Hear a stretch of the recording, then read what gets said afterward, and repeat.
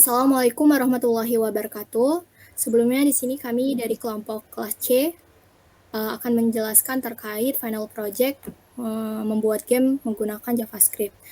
Dengan anggota kelompok yang pertama Cindy Lauria dengan NPM 2117051004.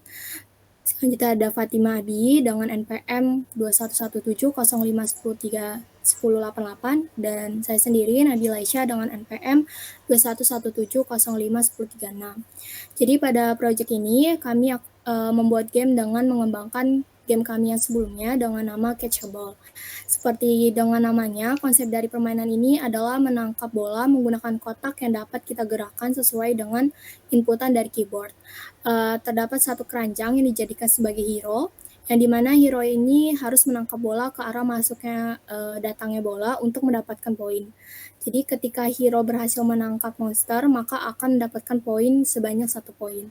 Namun ketika hero tidak berhasil menangkap monster dan monster berhasil melewati map atau kondisi sudah melewati hack, maka permainan berakhir atau kalah. Untuk setiap naiknya level, kita memerlukan poin plus 10 pada setiap levelnya. Untuk penjelasan coding selanjutnya akan dijelaskan oleh saudari Fatima Abi. Untuk saudari Fatima Abi, saya persilakan. Baik, untuk penjelasan yang pertama yaitu variabel. Nah, di program ini tuh awal-awal kita mendeklarasikan variabel, yaitu yang pertama ada variabel cara atau objek dari hero, lalu ada mon atau monster, lalu ada map dan level, dan pendeklarasian layar dan skor sama dengan 0. Nah, selanjutnya ada function setup. Nah, function setup ini itu pendeklarasian objek. Jadi, caranya mon, map, level, dan lain sebagainya itu di deklarasi isinya. Nah, lalu selanjutnya ada function draw. Nah, function draw ini itu untuk jalan mainnya gitu. Jadi pertama itu akan ditampilkan layarnya 0. Jadi layar awal dari tampilan awal gamenya. Nah, untuk di dalam layar 0 ini atau layar awalnya itu terdapat output itu tangkap bola lalu dipersilakan untuk klik start gitu. Nah, untuk layar selanjutnya itu layar 1. Kalau misalnya kita klik layarnya nanti akan beralih ke layar 1 atau game dimulai. Nah, di dalam function yang layar 1 ini ada kondisi yaitu di mana monster jika koordinat y-nya lebih dari tingginya si keranjangnya itu, maka akan merandom ulang monsternya. Nah, kalau misalkan jarak x, y, monster dan x-y-nya cara itu kurang dari ukuran karakternya itu, maka skor akan bertambah 1. Nah, kalaupun misalkan udah berhasil mendapat skor 10, maka nanti akan ada peningkatan ke level kedua. Nah, di level 2 ini skor sebelumnya itu akan di-reset lagi sehingga skor akan dimulai dari 0. Nah, lalu ada juga kondisi yaitu ketika tidak berhasil menangkap bola, maka game akan berhenti dan dikeluarkan tulisan game over. Baik, sekian penjelasan dari saya alihkan ke moderator. Baik, terima kasih untuk saudari Fatima Abi. Untuk penjelasan selanjutnya akan dijelaskan oleh saudari Cindy Loria. Untuk saudari Cindy Loria, saya persilakan. Baik, terima kasih kepada moderator. Jadi di sini saya akan menjelaskan mengenai function mousepress. Jadi di dalam function mousepress ini, kalau misalnya layar awal itu adalah layar 0 atau layar yang pertama, kalau kita klik maka dia akan berpindah ke layar 1. Lalu kalau misalnya kita klik di layar 2, maka nanti bakal kembali ke layar yang 0. Lalu di kelas entity, jadi si kelas entity ini adalah superclass dari kelas monster dan kelas hero. Di dalam kelas entity ini ada konstruktor yang punya parameter x, y, width, height, sama s. Terus untuk pengaksesannya itu pakai dis x sama dengan x, dis y sama dengan y, dan seterusnya. Lalu di sini juga ada metode attack, lalu ada metode move right, move left, move up, sama move down. Jadi si metode-metode ini tuh fungsinya buat mengatur arah dari si hero yang bakal kita gerakin. Lalu kan tadi ada parameter S. Nah, parameter S ini fungsinya untuk mengatur speed atau kecepatan dari si hero-nya. Lalu ada kelas hero. Kelas hero ini kan merupakan si subclass dari entitas. Jadi dia ada extend entitasnya. Di sini ada parameternya, ada X, Y, width, sama height, sama S juga. Jadi terus ada method show juga, ada fill. Fill ini untuk warna dari si hero-nya. Ada rectangle. Jadi fungsi rectangle ini buat nampilin gambar si hero-nya itu bentuknya kotak.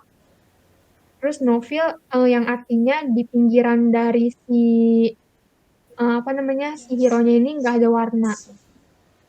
Terus kelas hero ini merupakan representasi dari penangkap bolanya atau keranjangnya, di mana pas dia digerakin dengan menggunakan panah yang ada di keyboard, yang ada di arrow left sama right ini, terus ketika dia berhasil menangkap bola, maka skor itu akan bertambah 1.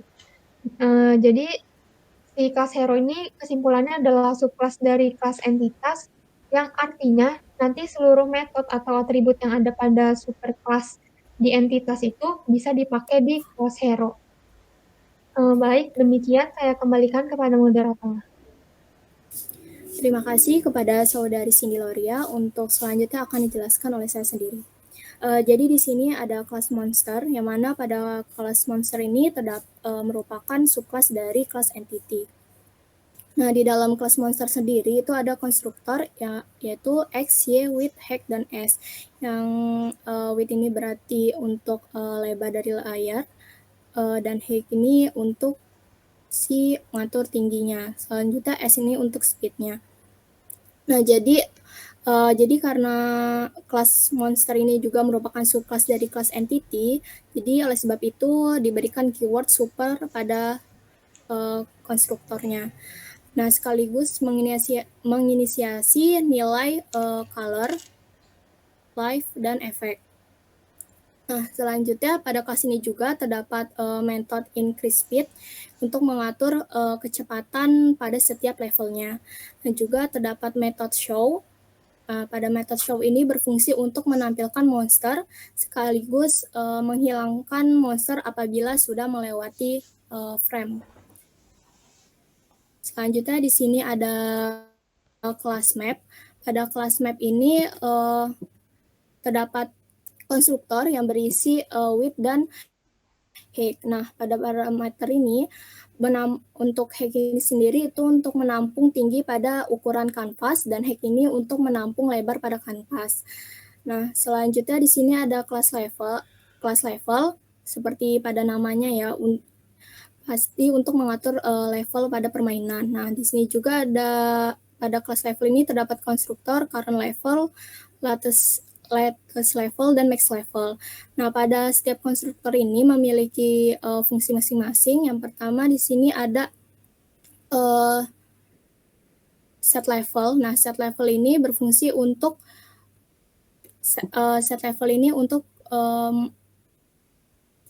mengeset nilai levelnya, dan get level ini untuk nilai dari level yang sekarang, dan increase level ini untuk proses naiknya atau +1 pada level sebelumnya. Jadi untuk setiap permainan tuh akan menaikkan level 1. Jadi di sini saya akan mencoba memainkan untuk gamenya. Jadi kita klik pada mousepad untuk start. Selanjutnya tangkap bolanya. Dan pada skor akan bertambah 1.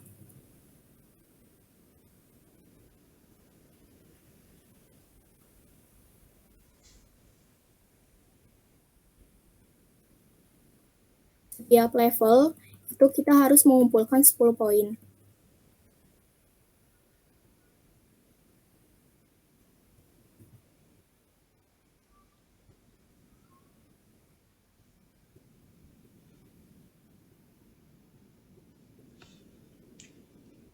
Setelah 10 poin kita dapatkan, maka akan naik ke level selanjutnya, yaitu level 2. Dan kecepatannya akan bertambah. untuk setiap levelnya. Apabila tidak berhasil menangkap bolanya, maka akan permainan berakhir dan selesai. Mungkin sekian penjelasan dari kelompok kami. Mohon maaf apabila ada kesalahan ataupun kekurangan kata. Saya ucapkan terima kasih kepada Bapak Didi Kurniawan selaku dosen pengampu. Kami akhiri. Wassalamualaikum warahmatullahi wabarakatuh.